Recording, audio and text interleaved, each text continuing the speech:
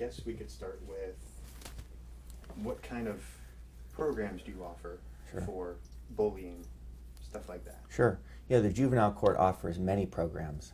We will come out to your school, your area, with our counselors, and they will meet with your students, and they will help them identify the issues surrounding bullying, whether or not you are the victim or the perpetrator.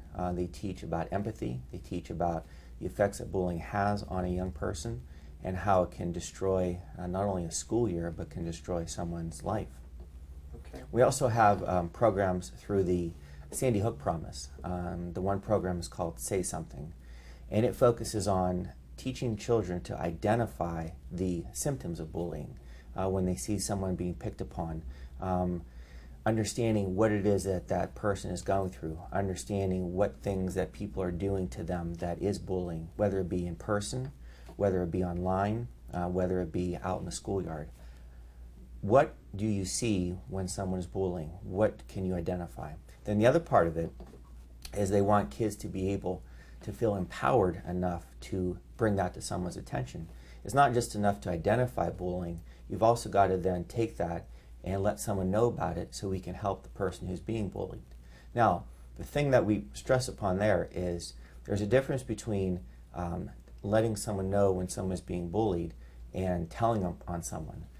We want kids to understand that they are protecting other children and their friends and their classmates when they are strong enough, when they are brave enough to go and let someone know that there is someone who's being picked upon. Okay. You mentioned those two, that Juvenile Court has one, the Sandy Hook. Are there any other available out in the community that maybe like an outreach program might have? You know, I know that the programs I'm mentioning to you, number one, they're all free. Anyone in Mahoney County who either is the victim of bullying, suspected victim, or needs help identifying people that are bullying in their community, regardless of where you're from, whether you're from Canfield, Austintown, Boardman, Youngstown, we can come to you or you can come to us. So these programs, we want to let people know that are out there, they're open to everyone. I know there are a lot of different providers in the area that can focus on bullying as well, but we're trying to do it from a perspective of being the court and working with the schools, because between the court and the schools, those are the best two opportunities that anyone's going to have to identify someone who is either bullying or being victimized by bullying, and then bring them to get the help they need. Because I think at the end of the day, a lot of these kids who maybe are bullying kids, maybe have been bullied themselves, and rather than being the one that the attention is focused on, they're just trying to get that attention on someone else, so they are part of the herd rather than standing out from the pack. Okay. Are there any types of consequences that, like, say, either with the court or some kind of parental consequence that these kids could face? Yeah, there are.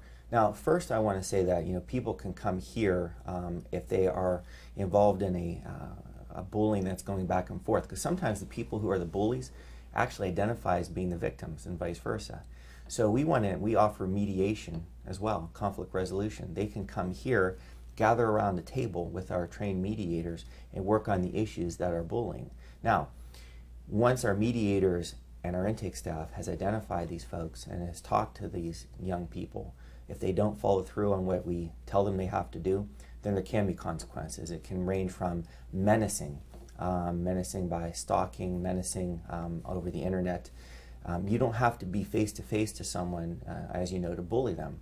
And kids need to understand that being behind that computer screen at home doesn't give them anonymity or privacy or not being able to be detected. They can still find them. And if they're doing that to other kids, if they're bullying them, and we hear about it, and the authorities hear about it, and the police hear about it, there are going to be consequences. Never mind that there will be consequences, but we want them to understand they shouldn't do this because it's not right to do that to someone. It hurts people. And you will be punished, yes, but we want you not to do it because you care enough about each other and you care enough about your classmates to not hurt someone like that. Okay. You mentioned the social network. Are there places online that people can go to find out information about your program, like the CARE program? They can come to our website. The Mahoney County Juvenile Court's website is of course up and online, but I would encourage them. We have our counselors' names, James DeLucia, who's our head counselor, our boys programming director, Andre Elliott, who's trained in the Sandy Hook Promise, and they can of course contact me as well, and we will connect them because there's stuff online, but it's not extensive enough as I'd like it to be for them to have a head start on getting a program in their court or in their community. Okay, so if parents or even students or anyone suspects bullying or The main thing is if you suspect bullying in any form or fashion, let someone know. Do not sit there and be silent about it. The last thing we ever want to do is to let someone be bullied when we know that we can teach people and empower kids to be strong enough to stick up and identify and protect people that are being bullied. So the worst thing is, please, if you know someone being bullied, say something. Say something to your parents. Say something to a teacher.